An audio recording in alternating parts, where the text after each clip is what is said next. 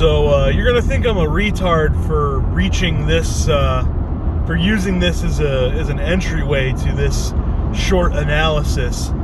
But I was watching the Dream music video, the fucked up Coco Melon looking Dream music video where he's like, I suck his dick with a smile for hours at a time. Yeah, I was watching that. And there's this one scene in that music video that really kind of stuck out to me, where, you have this probably like teenager, early 20s, young person. He's clearly clinically depressed, clearly feels no purpose, clearly has nothing going for him, and his existence is pure pain. But then he goes on the computer at 2 a.m.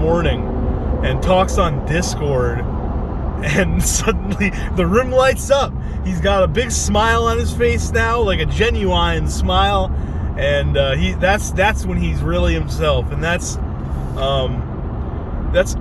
an interesting thing, because it kind of lines up with some predictions I've subconsciously made for where the species is going.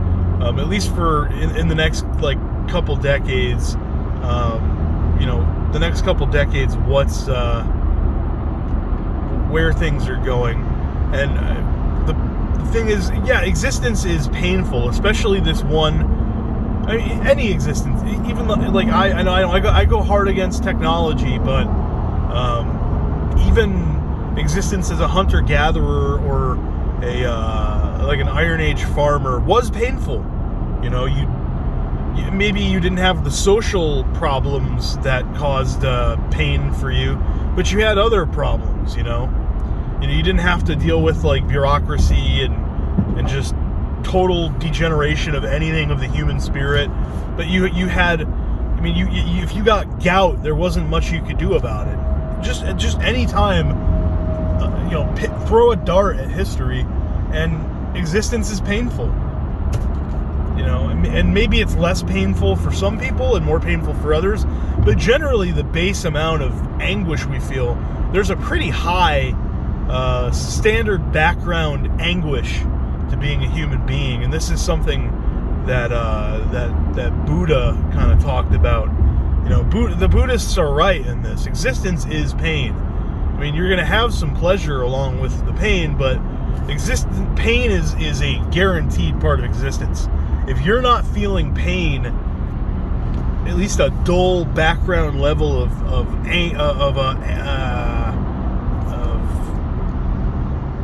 agony at all times, I don't know. Maybe you got something wrong with your head, and you get your head checked.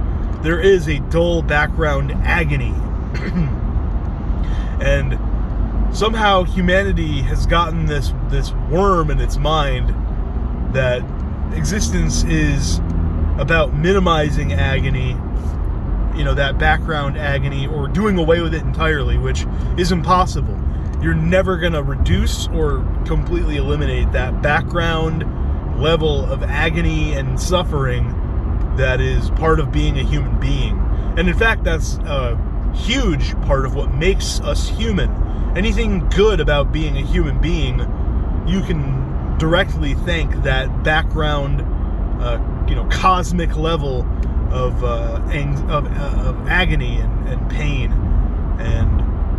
But we have it in our heads that we're going to minimize, reduce, or completely eliminate that anxiety. That I keep saying anxiety, really Freudian slip here.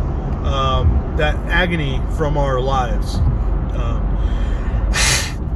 But you're not going to.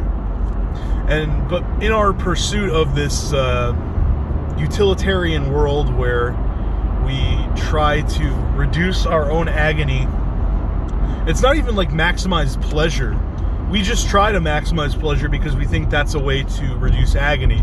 But it doesn't reduce the agony that exists. It just kind of fills you with more shit to turn around in your head, which simultaneously increases the background level of agony.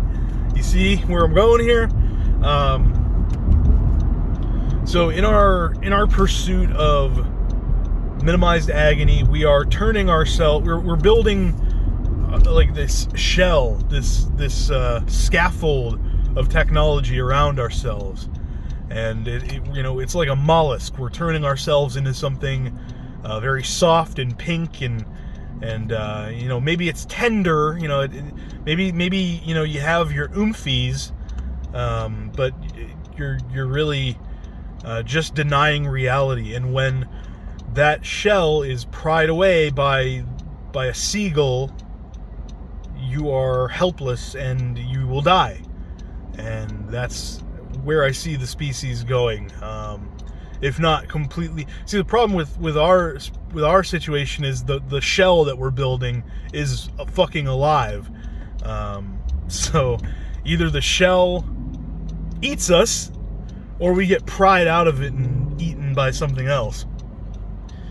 And so why this relates to that dream video is something that is probably coming, down the pipeline, especially now that, I saw the movie Her in 2013, I think it is, and like it was insane. That how he has that AirPod, he has that little earbud, that was sci-fi at the time. That was science fiction.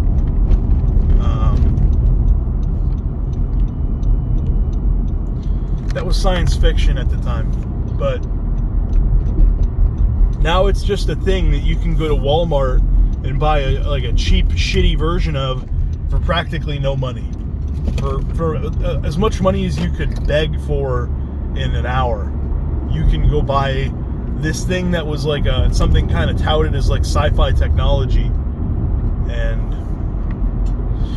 that's pretty crazy. But especially since we have those, what's going to probably be coming at some point is subvocal mics. Now, whether that's in the form of like a little tympanic mic that you stick on your throat, or whether it's a bone induction mic that you just have in your ear, or if it's something that you like stick onto your jaw.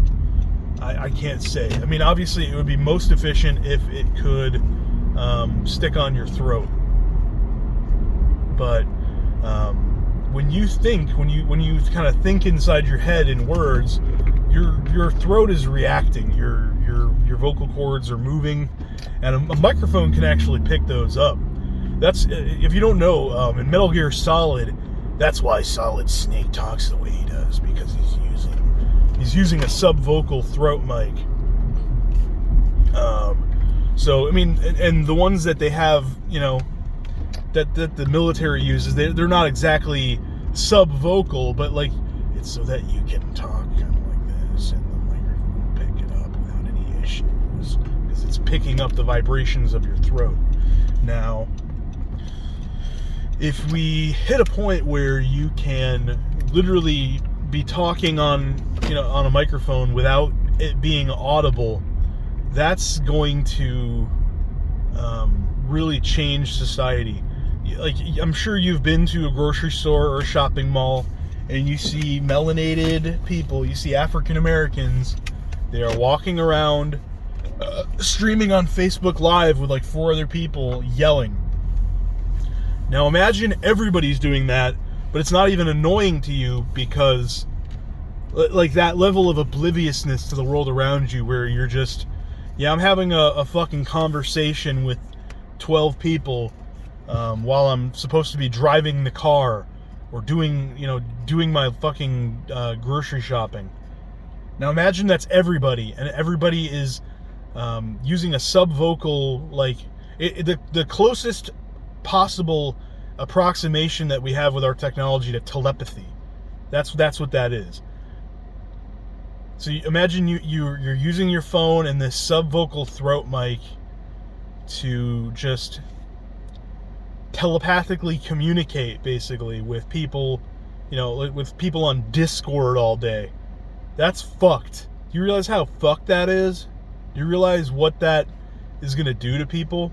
It's going to, because you're going to be completely, that's complete atomization, okay? internet friendships are not real. Like, I say that having internet friends. I love some of my peoples, I love my homies, but it's not the same as like having an in-person friendship.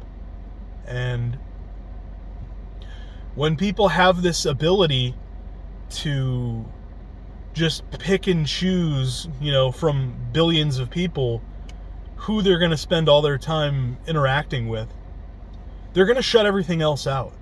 And that's when you become this perfect, idealized consumer unit. You're too fucking distracted and atomized and alienated and isolated to ever stand up to any kind of abuse that's poured down upon you, much less even notice it. And in exchange for becoming completely isolated, atomized, and people are gonna hit back saying, "Oh yeah, but you're choosing your own family in a way." No, you're choosing which fucking weirdos to talk to on the internet. That's what that is. That's all that is. And you're...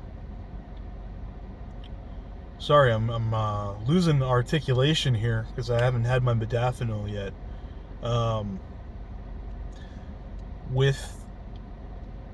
With that kind of technology becoming a common thing, which it's already become for a lot of people of specific groups, but they just do it out loud. They don't have the sub-vocal thing. So imagine like that, but you have no need to worry about annoying people around you or getting in trouble with the cops or even like getting in trouble at work. You'll be at work talking on Discord all day. That's fucked. And I don't want that for any human. I don't want that for the species. And that's creating this where because I can just pick and choose my it's the same thing with Tinder. It becomes I can pick and choose my my interpersonal relationships on the internet, so I don't need anything in real life, or I can at least greatly reduce the amount in real life. And right now, okay, maybe that's limited to a few weirdos on Discord and other sites or other applications, but if you make it so that you can do it quietly without bothering anybody, yeah, you're gonna fucking, that's gonna spread. That's gonna sell like gangbusters. People constantly having their oomfies in their ear, talking to them almost telepathically. That is the ultimate shell, if you want to use that analogy again, where we are becoming a pink, soft mollusk creature. Because when you rip somebody out of that after they've been it for so long, they can't function. It is not something they're able to cope with. So anyways, I've gone on for long enough. I gotta do a sleep study, so I will be with you guys later. I don't know, Elon Musk, don't suck his dick too hard. He's clearly not someone to put stock in. So anyways, take care and God bless.